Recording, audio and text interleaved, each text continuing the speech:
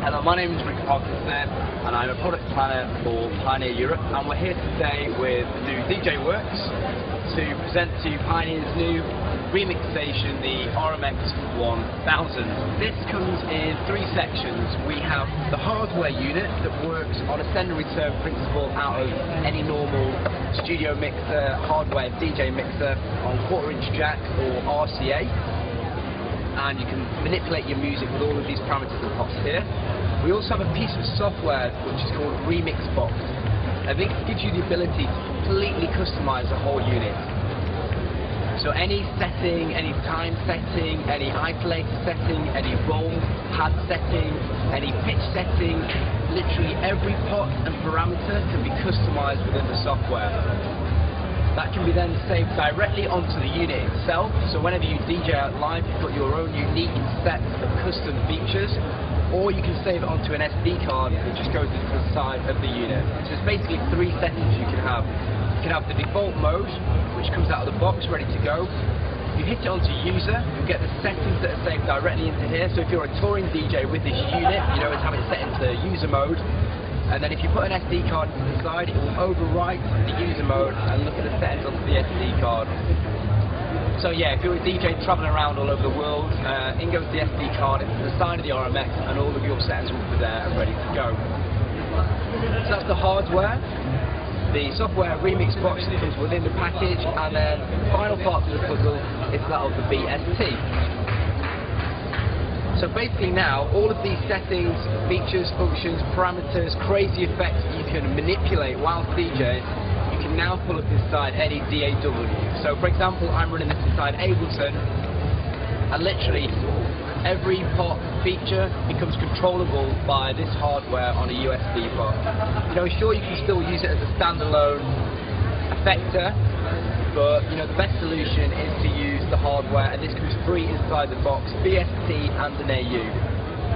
And sure, as any BST would work, any automation, any parameter you touch on here, it will obviously transmit the data and you can record all your automation.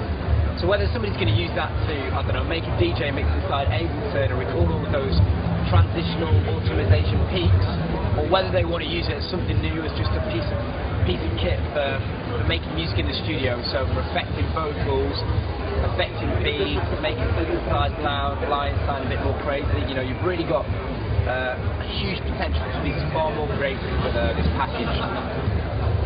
So, the hardware itself is split up into four sections. We have the scene effects, the isolator effects, the X-pad control, and the release effects. So I'm going to take you through each section, kind of give you a bit of an introduction on how you would use them and what Pioneer's ethos was behind it when actually implementing it into the hardware. So I think one of the main things we learned during our development process was people love effects, but sometimes it's quite hard to actually implement those effects successfully. So what we wanted to do was give instant gratification to the DJ or producer. And literally by one turn of one pot, you can get some fantastic sounding results. And that's because basically one pot isn't just doing one effect anymore. It's got a load of macros mapped internally, so if you're going to do a bandpass echo, it's going to move a filter curve, it's going to engage the echo, it's going to have a nice little reverb on there at the same time. So hopefully we're taking all the hard work out of you, the user, just by one big pot and away you go. So there's the instant gratification side of it, just by hitting one effect and engaging it, but sure at the same time with the software and the BST, you've got a real array of customization ready to go. So you can really open Pandora's box, really start to customize it and get some really crazy sounds out of it that you can't do on the default mode. So once we've done this, I'm going to show you a few little features or tricks that I've kind of discovered, but you know, they're only going to be unique to me. That's only because I've customized this unit to my personal setting. So if you're nice, maybe I'll post my settings on the DJ Works website. Okay, so to go into the scene effect here, it works on the principle of being able to build up a track and break down a track. So we've got build up effect here and breakdown effect here. So I'm just going to engage an echo. We've got two subparameters, and the subparameters work differently depending on which effect you're going to use. So for example, on an echo, I know that the subparameter 1 acts as time, set it to a quarter beat because I know there's a quarter beat here. Again, I customize it into the software. Engage an echo, and we get our echo straight away. And then subparameter 2 on the echo acts as a filter. And then I know if I knock it a bit more further, I get a 3/4 patch delay. And then a nice filter curve on the echo. And then as you go from left to right with this spot, you just have more intensity, more colour to sound. And in this case, feedback. And then still the filter. And then disengage it, just simply. And get the nice sound as correct effect. So some effects we have on the scene effect, all that on the bandpass echo, the echo, the noise generator, spiral up, which is a new effect that we put into the DJM 900, and a reverb as well that we kind of really nailed on the DJM 900. So we tried to bring the trademark of our famous DJM 900 onto this more user-friendly, hands-on control service for effects. Okay, so bandpass echo. So pretty similar to echo, but this time we've got more of a resonance spike on the delay. The noise generator, similar to that on the DJM 900. And this time we've got modulation. Volume, again, it can be adjusted inside the customization software.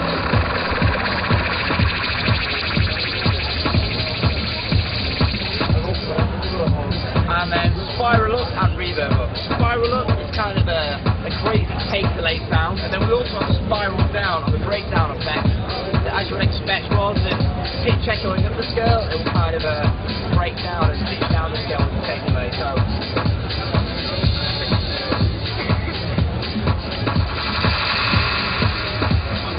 really kind of cool effect. And again, with inside the remix box software, you can get deep inside those sounds too. You kind of start to build your own sound with the RMX. So there's the scene effects on the build-up side, and then we've got breakdown effects as well. So these, like I said, were created more intensity and dropping down the track. So a low-pass echo. So filtering everything out and just leaving you in, a filter baseline. And everything again is kind of post-effect. And again, time parameter and filter settings. Again, this is instant gratification, like I said. One big turn is this pulsating part at this time with the BPM. So the reason we did a default mode is because we want people to get out of the box and get instant results. So this is really easily done by this. For sure, once you go over to user mode, you're going to put in all your own remix box settings, which I'm doing at the moment. Crush echo, similar to engaging a crush and an echo at a DJM 900.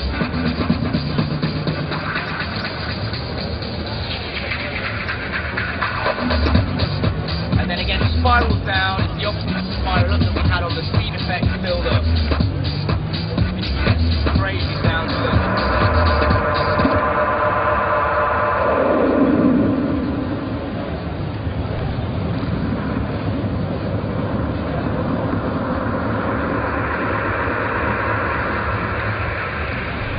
Really good things to like starting a set with, for example.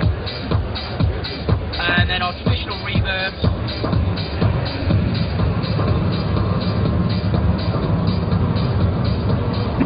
With nice healthy tails on the end of them as well.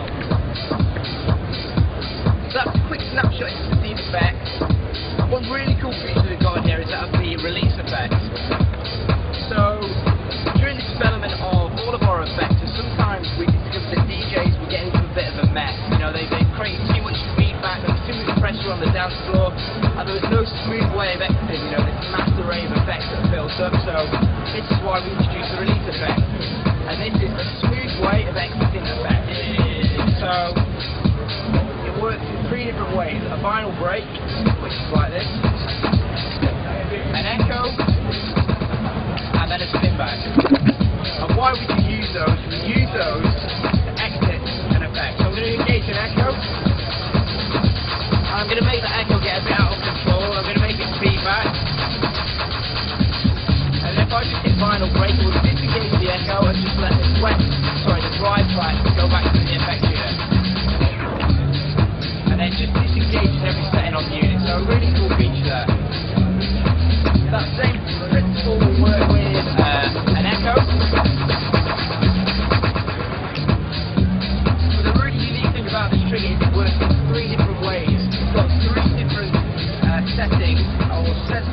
passing. So if I touch it really lightly, I get a really long tail. And if I hit it really fast, I get a faster tail, and then in between, I'll get the mid-range tail. But sure, those release effects can again be customised inside the software. And then the backspin. Again, if I push it lightly on the trigger, I'll get the long tail. But again, customised in the software. If I hit it fast, you know, just a really short kind of, you know, 12-10 spin back. So that's the feed effects and the release effects, and then we go over to our isolating effects. Now, a really popular feature we had on our DJM 1000 was that of the 0dB isolator. DJs really like big, you know, rubber pots, and they were very popular on the DJM 1000. We haven't actually used those since the DJM 1000, so we thought this was a good time to introduce them again. And the isolator effects were more on frequency-driven effects rather than that of, you know, more tone-generating effects such as speed effects. If I hit isolator, you know, I'm killing my tops and my lows, and 0dB kill on all three frequencies. Again, customized within the software. You can change whether that's a 0dB kill or plus 3 kill, you know, plus 2060. You've got so many different settings. Cut and add. Now the cut isolator works like that of the isolator, but it's more of a filtered curve as opposed to the sweep and EQ.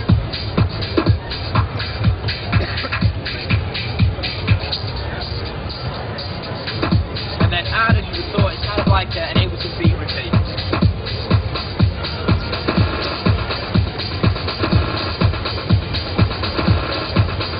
And a good thing to mention here is we have this new BPM engine. Now, if anybody's familiar with the CDJ 2000, DJM 900 setup and the record box solution that we have, the CDJs have the ability to read beat grid information that record box plots with tracks. Basically, that means that any effect that you engage on the mixer, all the effects will be perfectly in time because they're looking at the grid marker. So no matter what effect you engage, what pitch the CDJ is on, the effects will be perfectly plotted. Basically, Ableton effects by changing the tempo. Really cool feature. The RMX-1000 doesn't have a lamp port, but it does have a new BPM engine, which basically means you can achieve the same results as the record box grid information, but on a set return principle. So basically means that no matter what source you put into it, you're going to have our tightest BPM engine to date, as opposed to the BPM engines on our other products. It's sure to be good, but obviously we've always got room for improvement. So this is our tightest and a new BPM algorithm inside here, with a quantize button, so that any effect or any beat or any sample will be snapped to grid, and also a nudge button. So later on when I get down to this section, if something's out of time, for whatever reason, you do have the ability to nudge it in and out and back in time. So back up to the isolator effect, we have a roll. Again, really tight here, just catching that little thin line.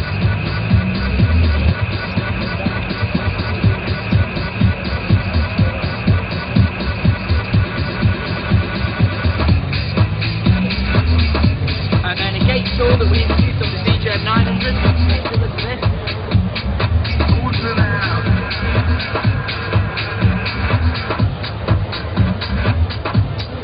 Let's just disengage it. And then we also have this really cool overdrive effect. It kind of really starts to distort the track.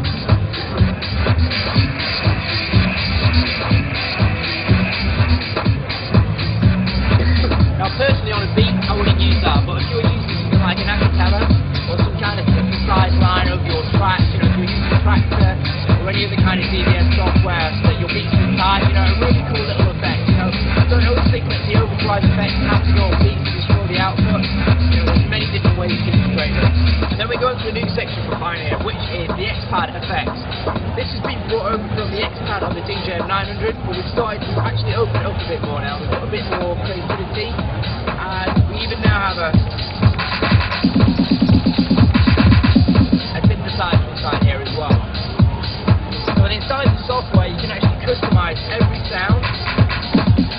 And these are the default sounds, but you do have the ability to load your own samples in there.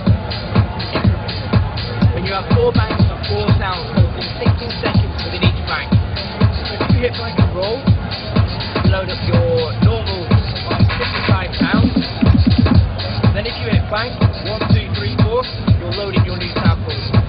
And when I go to the remix box, I can show you actually how to load those samples in there. The X-Pad also works like a roll. So if I go into roll mode,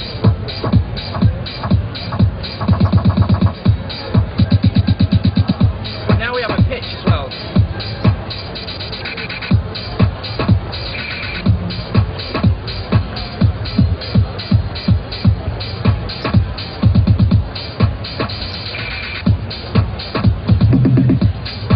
So no matter what you do,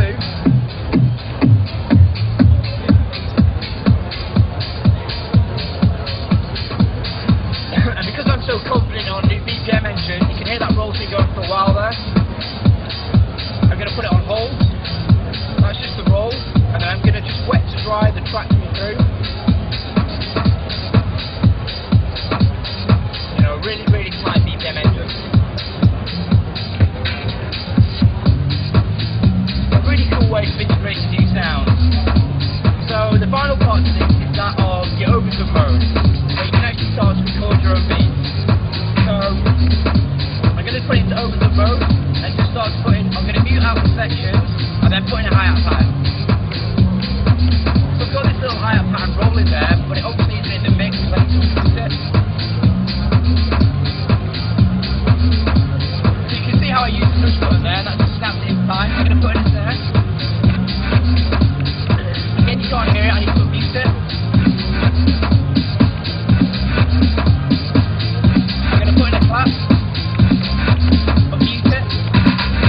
Take it out of the mix. And then if I hit hold, hit the X-Pad, I can start to put in these little fills. So you can see it flashing between the different sections. Now if I hit the pad, and this engages the hi-hat and the clap, and leave the snare going, I can do a roll on the snare. I pitch it.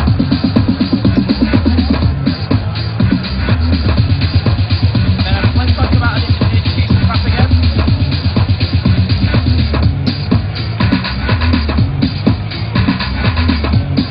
I'm going to roll the snare again.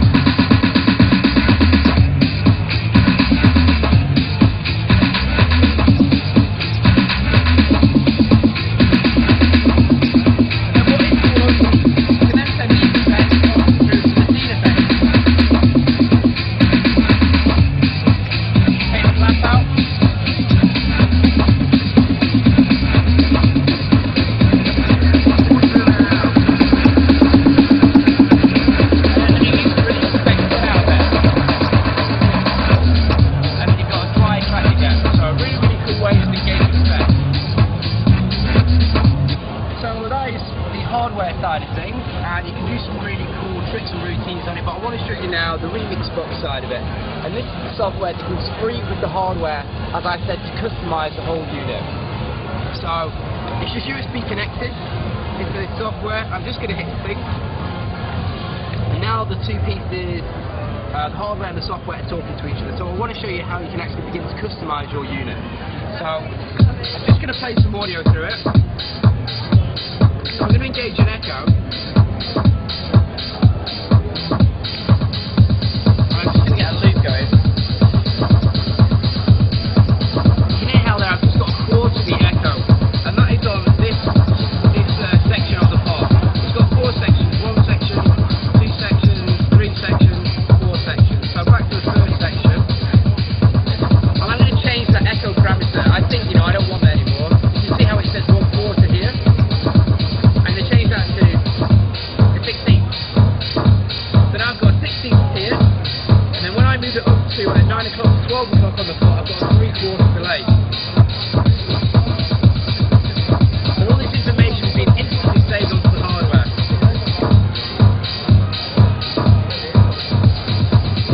And you hear there's really nice transitions between the different variations on the beat. So I'm going to change that back to 1/4, because that's how I like it. You know, you can do so many things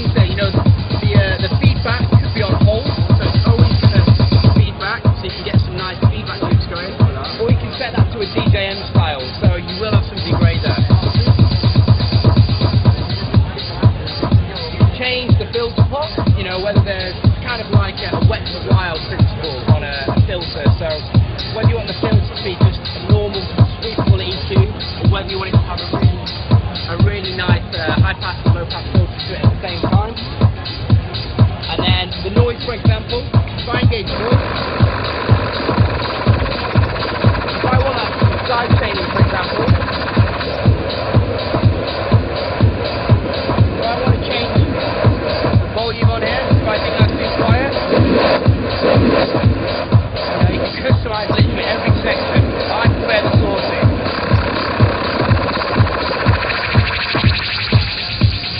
And just disengage it. Same with the release effect. If I go into my vinyl brake, now at the bottom of my trigger on the vinyl brake, I just have this 3/4 drop because I think that's the best. But sure, you know, if I change that to a 4, sorry, if I change that to 16, you know, we're going to get a longer break. But I'm going to change that back to a 3/4 because I think that sounds best. Echoes, for example, on the trigger at the bottom I've got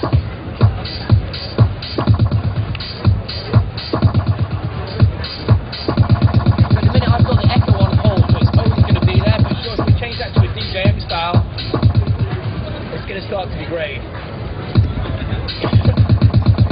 But all of these unique settings will basically, the tricks that I have kind of learned are kind of unique to my settings. So, you know, there's only ever going to be one person that can actually do those individual settings. So it's really exciting when people start to get the product and customize the unit themselves, and then they can start to share and pass their tricks on as well. Okay, so that was a bit of the customization on the release effect and the scene effect. I wanted to show you now the X-pad effect and how you can actually alter those sounds as well. If I hit X-pad and I go to my oscillator, I now bring up the oscillator screen. So if I hit hi-hat, and I think the hi-hat is too quiet, for example,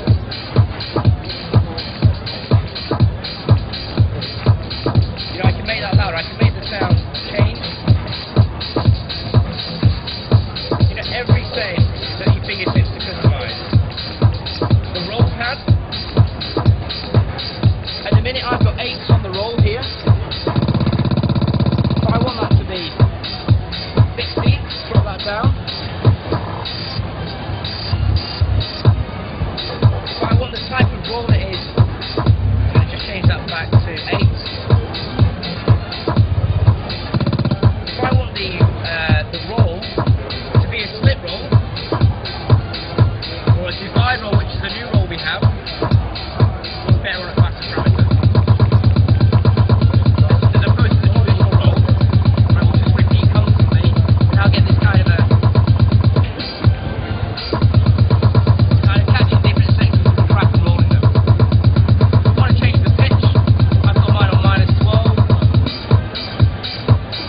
You can have that all the way up to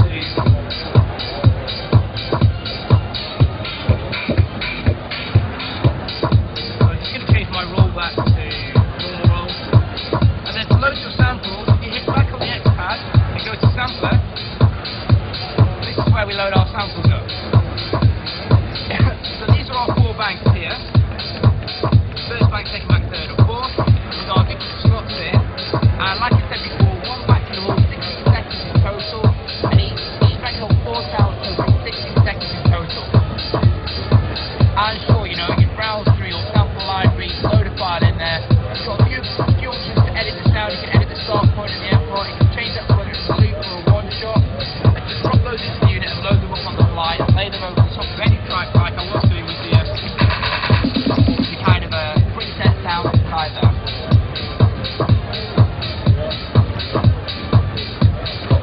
So that's a bit on the hardware and the remix box side of Bluetooth. And then the final part is that of the VST. So I'm going to load up Ableton now. Stop this track, load up Ableton. And this is a Bluetooth style one I prepared earlier. So I'm just using the DJ900 sound card here. And I've done a little bit of MIDI mapping out, so I've just got a track running on channel 1.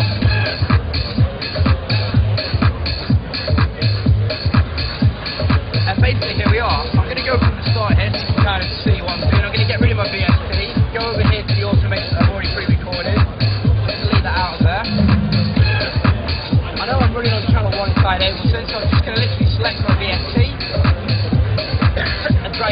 channel. And there we go. Literally, every effect that was within the hardware, you can now create inside a software environment. So forget the text at the moment, forget this, the computer is now, or the software is generating all of the effects.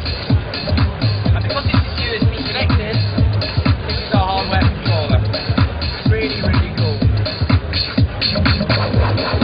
You know, how long would in the studio to create that?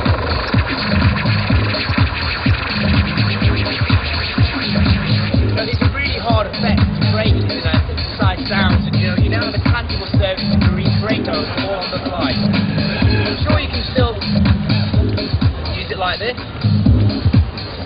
but the best solution is the hardware, and as I said, it's a free AU VST inside the box. So what I'm going to do is just record some audio in, to show you how easy it is. So I'm just recording some audio from Ableton, I'm just going to engage a few effects.